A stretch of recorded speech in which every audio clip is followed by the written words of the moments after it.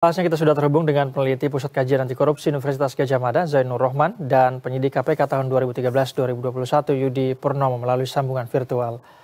Selamat sore, Pak Zainur, Mas Yudi. Sore, Mas Said. Sore, Mas Zainur. Baik, terima kasih sudah bersedia berbincang bersama kami di Berita Satu Sore. Saya mau ke Mas Yudi dulu nampaknya sebagai mantan penyidik di KPK begitu ya. Kalau tidak salah, Mas Yudi juga sepertinya sempat menangani perkara Nur Hadi ini begitu ya. Koreksi kalau saya salah, Mas Yudi. Bisa Anda jelaskan dulu mungkin kenapa kemudian KPK menangkap kembali Nur Hadi begitu ya? Apakah memang TPPU ini sulit dilakukan, dibuktikan kemudian daripada kasus suap dan gratifikasi sebelumnya, atau bagaimana sebenarnya duduk perkaranya, Mas Yudi? Ya, kalau kasus penyidikannya kan saya menjadi salah satu yang menangani ya pada saat itu. Termasuk juga kasus ini kan sebenarnya kasus yang memang sudah lama ya penyidikannya.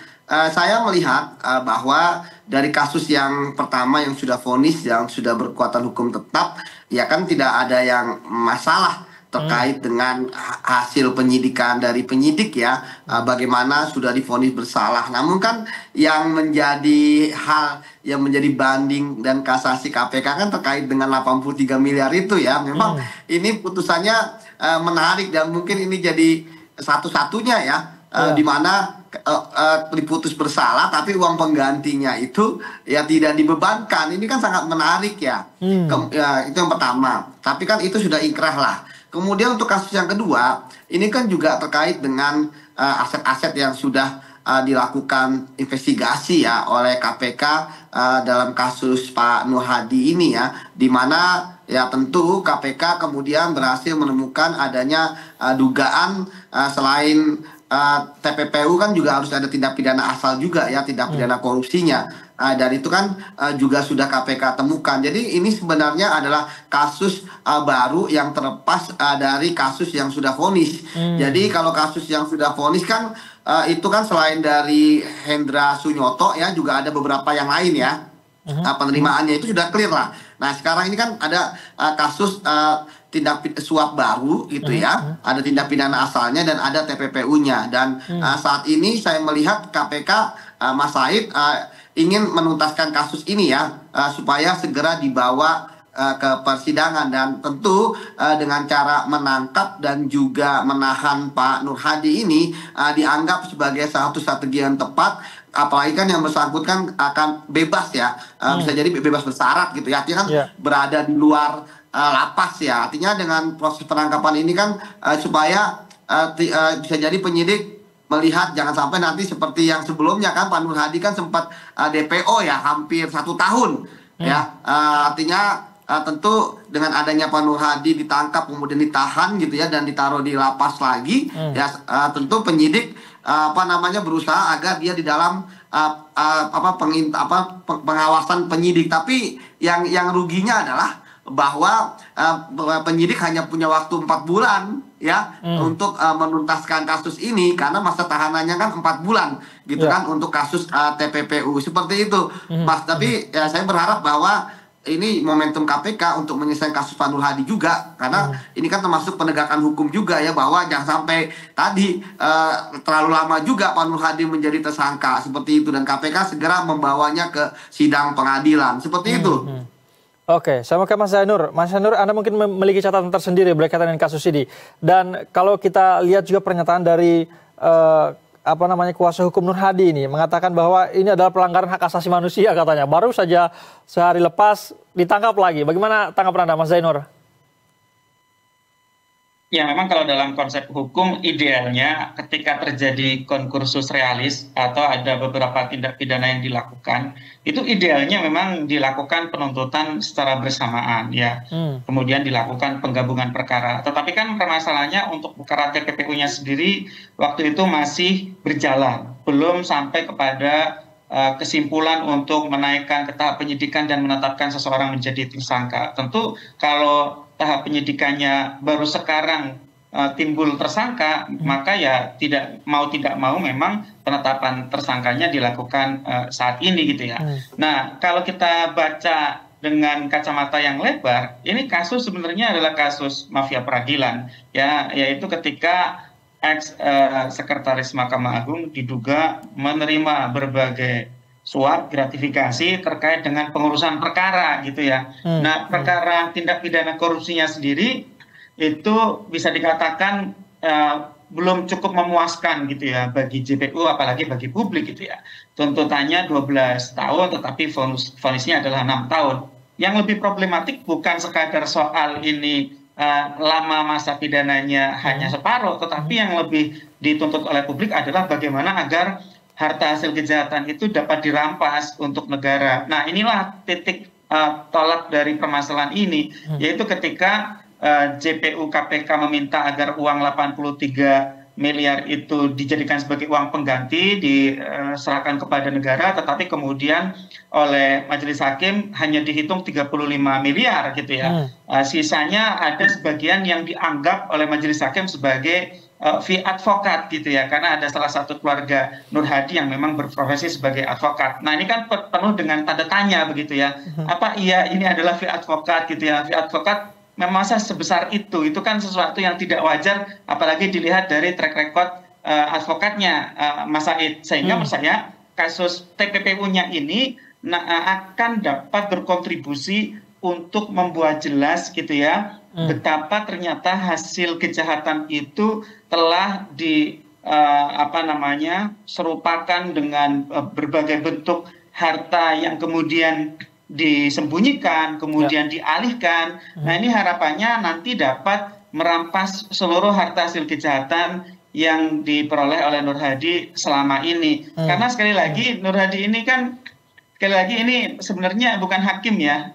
Kasus kemarin untuk kasus tipikornya sendiri juga menurut saya baru sebagian. Mengapa? Karena kan selama ini tidak pernah dijelaskan siapa yang kemudian menjadi kolega dari Nur Hadi ini di dalam melakukan tindak pidananya. Apakah Nur Hadi hanya jual nama kepada pihak-pihak yang sedang melakukan upaya hukum, apakah kasasi atau peninjauan kembali, atau sebenarnya Nur Hadi adalah sekadar berprofesi sebagai penghubung dengan majelis hakim yang memegang perkaranya. Itu kan sampai sekarang juga tidak jelas. Tapi tidak-tidaknya Mas Said sekali lagi dengan ditetapkan sebagai tersangka, dilakukan penangkapan di tindak pidana pencucian uangnya, setidak-tidaknya ini ada harapan untuk bisa merampas semua hasil kejahatan yang dimiliki, yang diterima oleh Nur Hadi. Prinsip dasarnya tidak boleh ada satupun pihak yang menerima manfaat dari hasil kejahatan. Semua hasil kejahatan harus dirampas untuk negara. Mas Said.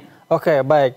Mas Haidar menarik tadi berkaitan dengan apakah Nur Hadi ini hanya penghubung, pelaku utama, atau mungkin hanya pihak-pihak yang sebenarnya bukan sebenarnya menjadi dalang di balik korupsi besar ini begitu ya. Sama ke Mas Yudi. Mas Yudi, mengapa kemudian ini berlangsung lama untuk membuktikan TPPU ini? Apakah benar yang dikatakan oleh Mas Zainur tadi ada kaitannya misalnya dengan kelompok yang lebih besar daripada seorang Nur Hadi sendiri, sampai kemudian TPPU ini rasanya kok sulit dibuktikan sampai baru bebas kemudian ditangkap si Nur Hadi? Mas Yudi. Ya, memang kan karakteristik tindak pidana korupsi di peradilan itu kan memang sangat sulit ya untuk melakukan pembongkaran karena dilakukan secara tersembunyi, hanya circle-nya itu saja, dan kebanyakan adalah pertemuan-pertemuan secara tertutup, kemudian semuanya lisan. Ya, nggak ada dokumen-dokumen seperti itu. Dokumen yang ada ya hanya putusan vonis dan sebagainya yang tidak terlihat jelas ya bagaimana hal itu terjadi. Namun dari fakta-fakta yang kita dapatkan kan sudah terbukti juga di persidangan. Bagi kami memang setidaknya saat itu Pak Nur Hadi ini kan menjadi salah satu bahkan menjadi yang pertama ya petinggi di Mahkamah Agung yang dijadikan tersangka kasus korupsi ya. Karena memang sekali lagi kan ini juga bukan dari proses langsung tertangkap tangan ya, tetapi kan pengembangan perkara seperti itu. dan ya hasil yang didapatkan oleh penyidik ya sudah disidangkan bahwa ya memang terbukti gitu ya terkait dengan prosesnya. Cuman ya tadi benar dikatakan oleh Mas Jainur ya, memang untuk mengembangkan perkara ini ya ke atas, ke misalnya ke hakim MA ataupun ke panitera dan sebagainya, itu kan dibutuhkan suatu tadi upaya-upaya investigasi dan sebagainya. Makanya kenapa kan berlangsung dengan lama, karena kan akhirnya yang didapatkan adalah ya untuk saat itu adalah perbuatannya Pak Nur Hadi gitu ya. Jadi kalau untuk perbuatannya Pak Nur Hadi udah jelas lah. Mas Yudi, apakah yang kedua, apakah mungkin setelah penanganan TPPU ini juga nanti ada kemungkinan besar untuk membongkar orang-orang di balik Nur Hadi itu sendiri di kalangan MA misalnya? Nah, itu yang menarik ya. Kenapa kemudian akhirnya jadi tindak pidana pencucian uang, sehingga tadi yang bisa dilakukan oleh penyidik adalah melakukan follow the money ya. Dengan melakukan follow the money diharapkan ya setiap aset ya yang dimiliki itu setidaknya ada persinggungan ya, sehingga bisa menjadi petunjuk baru untuk bisa mengembangkan kasus ini, Mas Said. Jadi sekali lagi ya tentu KPK kemarin mengambil langkah untuk melakukan penangkapan dan penahanan, pasti sudah melalui rencana penyidikan yang sudah berdasarkan analisis yang bagus ya dari mereka ya. Tinggal saya katakan ya, bahwa waktu yang 4 bulan ini mampukah KPK mengembangkan perkara itu, atau Mas Said seperti yang benar kata Mas Said bilang bahwa ya jangan-jangan TPPU ini hanya terhadap aset-aset yang sudah disita ataupun disitakan penyidik KPK gitu ya. Artinya ya akhirnya hanya di Pak Nur Hadi aja, tidak berkembang kemana-mana. Namun ya sekali lagi kan bahwa ya penyidik tentu sudah berusaha lah untuk membongkar kasus di pengadilan. Tapi ya seperti saya katakan bahwa kasus di pengadilan itu salah satu yang sulit untuk membongkarnya karena ada esprit de corps gitu kan, seperti itu. Oke. Saya ke Mas Zainur. Mas Zainur, saya mungkin minta penegasan lagi. Kita perlu curiga nggak sih kenapa kemudian kasus TPPU ini baru diungkapkan atau baru baru ada bukti sehingga kemudian dilakukan penangkapan? Apa yang terjadi sebenarnya kalau menurut Anda? Ya mungkin itu strategi dari KPK itu sendiri ya. Sebenarnya kalau dari konsep hukum, sekali lagi saya sampaikan tadi, ketika terjadi konkursus realis atau perbarengan perbuatan pidana, idealnya perbuatan pidana itu dituntut bersamaan dengan penggabungan perkara, begitu ya. Tetapi kalau ternyata perkara TPPU-nya ongoing, belum selesai, dan itu baru di tahap penyelidikan misalnya, maka ya tidak apa-apa untuk perkara tindak pidana korupsinya untuk diselesaikan terlebih dahulu. Nah, ini memang yang menjadi menarik adalah apakah perkara TPPU ini punya tujuan untuk aset recovery, dalam tanda kutip merampas semua aset hasil kejahatan, atau untuk mengembangkan ke pihak lain. Kalau saya sih cenderung melihat tujuan KPK mungkin lebih kepada untuk merampas aset hasil kejahatannya. Bahkan kalau dikatakan aset recovery juga majelis hakim tidak sepakat ya, karena itu kan uang suap itu berasal dari pribadi-pribadi penyuap, bukan dari keuangan negara gitu. Nah, sehingga mungkin ini yang menjadi target dari penyidik adalah bagaimana agar hasil kejahatan ini bisa dirampas semuanya untuk negara. Kenapa? Karena ada banyak sekali informasi nih di kasusnya Nur Hadi ini gitu ya. Ada informasi misalnya ada harta-harta tertentu yang telah dialihkan haknya, kemudian disembunyikan. Nah, ya, sehingga ini memang sangat penting agar bisa dirampas untuk negara. Prinsip dasarnya tidak boleh ada satu pihak pun yang menikmati hasil kejahatan. Kalau hasil kejahatannya berupa harta benda itu ditarik, maka kenikmatan melakukan kejahatan menjadi hilang. Nah, sehingga memang ini kemudian menggunakan pendekatan TPPU. Nah, tadi Mas Yudi kan menyampaikan ini follow the money. Tadi Mas Yudi sudah bilang gitu ya, bahwa sangat susah gitu ya. Kenapa? Karena ini kan biasanya menggunakan cash ya, bukan transfer gitu ya. Transaksinya menggunakan cash atau menggunakan pihak ketiga, menggunakan nomine, diserupakan dengan transaksi-transaksi yang sah gitu ya, sehingga ini cukup menyulitkan. Kalau transfer lewat rekening bank sih mudah gitu ya. Tetapi kalau bagaimana dengan cash? Sayangnya di Indonesia, Mas Said, itu tidak ada pembatasan transaksi uang kartal, sehingga selama ini orang-orang ketika melakukan transaksi tindak pidana korupsi, menyuap, memberikan gratifikasi, yang mereka banyak memberikan dalam bentuk uang cash. Nah, oleh karena itu TPPU inilah yang digunakan oleh penyidik untuk dapat merampas harta-harta hasil kejahatan yang diduga dimiliki dan disembunyikan oleh Nur Hadi itu. Oke, Mas Yudi, kalau sepengalaman Anda, target penyidik KPK ini lebih cenderung untuk merampas aset atau untuk mengembangkan ke pihak-pihak lain itu, Mas Yudi, kalau menurut Anda? Ya, untuk sementara secara pragmatis tentu adalah merampas aset-aset yang selama ini sudah dipegang oleh penyidik KPK. Jadi yang ketika kemarin itu dituntut untuk dirampas ya sebagai uang pengganti, itu kan ada di KPK gitu ya. Jadi kalau misalnya sudah ingkrah bebas, itu kan kalau tidak ada perkara yang lain, itu akan dikembalikan kepada Pak Nur Hadi atau pada pihak mana itu disita gitu kan. Tadi benar-benar seperti katakan oleh Mas Jaya, jadi semangat untuk pemulihan asetnya nggak ada.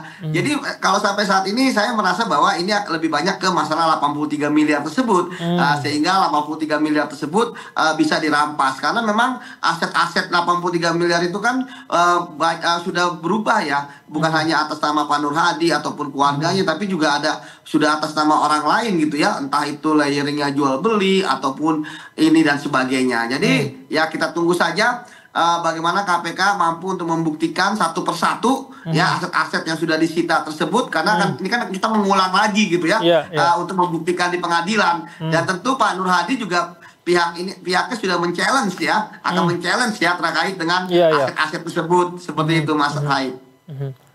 Oke, Mas Yudi, kalau sepengalaman Anda juga ini baru pertama kali kejadian seperti ini, seorang terdakwa begitu ya, bebas kemudian ditangkap lagi untuk kasus lain. Apakah ini baru pertama atau sudah pernah juga terjadi sebelumnya di KPK?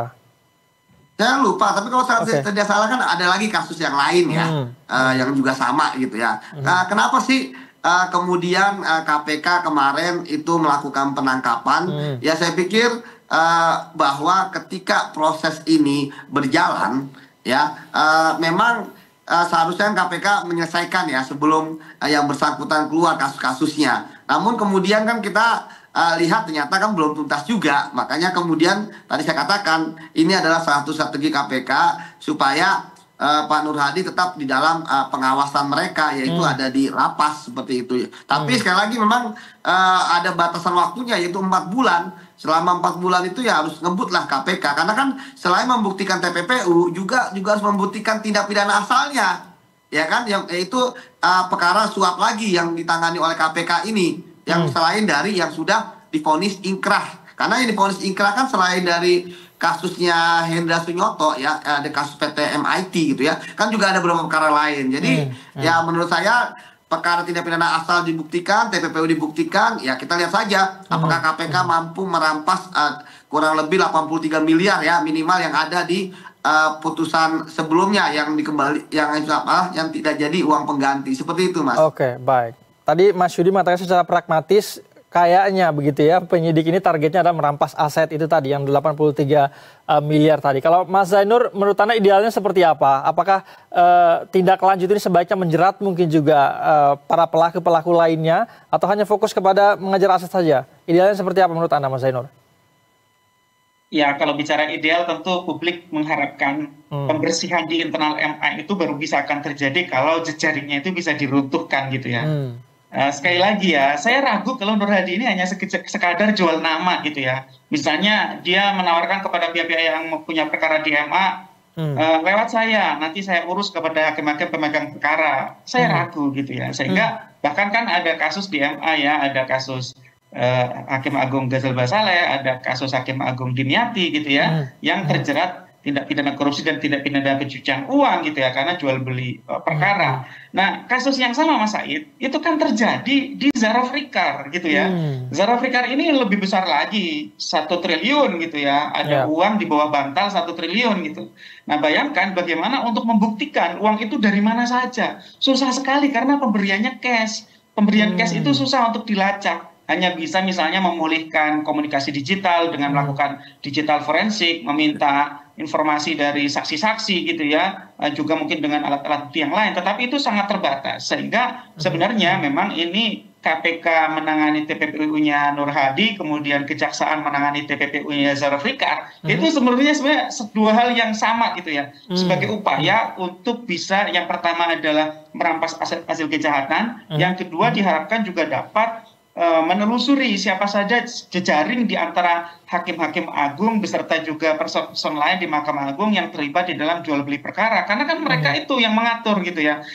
Nur Hadi ada kesamaan dengan Zulfikar, dua-duanya adalah PNS, bukan hakim di Mahkamah Agung. Jabatan tertingginya Nur Hadi adalah sekretaris dan Zulfikar adalah Kabalitbang Diktakumdil. Nah, satu lagi Mas Said, dengan TPPU gitu ya, KPK dimudahkan Mas Said. Kenapa? Karena TPPU itu mengenal pembuktian secara terbalik gitu ya. Di pasal 77, di pasal 78 itu nanti terdakwanya wajib membuktikan bahwa harta-harta itu bukan merupakan hasil tindak pidana. Itu Mas Said. Oke, Mas Yudi, kayak sepertinya Anda ngangguk-ngangguk dari tadi. Anda mau berkomentar mungkin berkaitan dengan pernyataan dari Mas Zainur tadi. Ada banyak tantangan juga ternyata dalam pengungkap kasus TPPU begitu ya, terutama dari penggunaan uang cash dan lain sebagainya. Seperti apa sih biasa yang dihadapi oleh penyidik KPK? Ya, benar Mas. Sebenarnya yang paling rumit adalah ketika uang-uang tunai yang ditemukan dan kemudian saksi-saksi tidak mau bicara. Jadi walaupun ada uang 10 miliar kan harus jelas itu uang apa, digunakan untuk apa, kasus yang mana. Tetapi ya lebih banyak yang GTM gitu kan, gerakan tutup mulut ya. Jadi ketika tidak ditanya penyidik, ya tidak akan menjawab, tidak akan membuka. Ketika menjawab pun ya menjawabnya sekedarnya. Jadi memang dalam menangani kasus seperti ini penyidik memang tidak berdasarkan pengakuan gitu ya. Kita harus menemukan sumber-sumber lain. Kita harus menemukan petunjuk-petunjuk lain ya. Bahkan kemudian kita juga menawarkan untuk menjadi justice kolaborator dan sebagainya. Namun sekali lagi bahwa memang waktu itu kan kita berharap bahwa dengan adanya kasus sekretaris MA ini Pak Nur Hadi akan menjadi kasus yang terakhir di MA. Tapi kan kemudian ada OTT, ada Hakim Agung kena gitu kan. Kemudian ada Jarod Richard gitu ya. Jadi ternyata hanya pemainnya saja yang berganti gitu. Kenapa ini terjadi? Mas ya, karena memang salah satu tadi saya katakan bahwa ini kan circle-nya kan putus gitu kan. Ketika ada suatu kasus ya pasti semua akan pasang badan. Semua akan ya saya aja yang kena. Ya kan, tidak akan kemana-mana. Itu makanya sangat-sangat sulit sekali untuk menembus ini gitu, karena memang tidak ada kesadaran untuk menjadi whistleblower, tidak ada kesadaran menjadi justice kolaborator seperti itu. Dan kemudian tadi semua menggunakan uang tunai, beli rumah pun pakai uang tunai, mobil pakai uang tunai, bahkan disamarkan dan lain sebagainya. Punya ketemu mobil misalnya di daerah gitu ya, itu kan karena kerja keras penyidik untuk membuktikan dan lain sebagainya. Jadi memang sekali lagi ya memang kan ini kasusnya kan di peradilan. Kalau mudah kan bukan kasus di peradilan. Mereka juga ahli hukum gitu kan. Bahkan mereka juga sehari-hari ya dalam kasus misalnya hakim di PN Jaksel itu, ketua PN Jaksel dan hakim tipikor PN Pusat kan mereka adalah orang yang paham tentang kasus korupsi gitu kan. Jadi ilmunya kan bahkan mungkin lebih tinggi ya kan dari penyidik dan sebagainya. Jadi sekali lagi yang membongkar kasus korupsi ini memang selain tindak pidana asal harus juga tindak pidana pencucian uang untuk bisa merampas aset-aset mereka, Mas. Baik, rasanya sulit ya kalau mendengar penjelasan Mas Yudi, Mas Zainur juga tadi. Terima kasih Mas Zainur, Mas Yudi. Kita akan nantikan seperti apa kemudian perkembangan dari penyidikan kasus TPPU terhadap Nur Hadi. Terima kasih, selamat sore, salam sehat Mas Yudi, Mas Zainur. Selamat sore.